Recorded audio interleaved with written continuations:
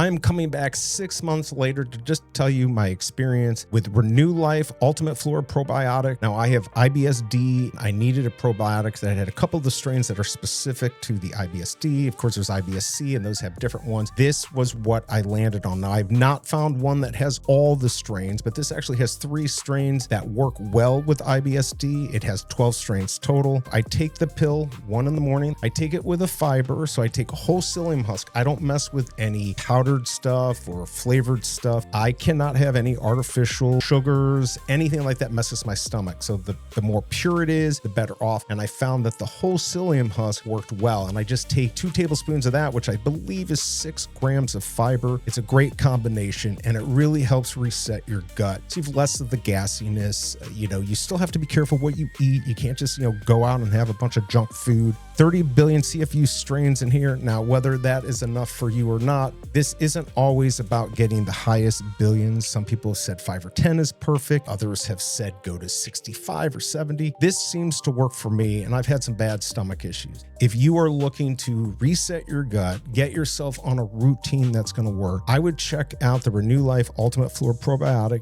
and you are going to be in a much better place with your IBS.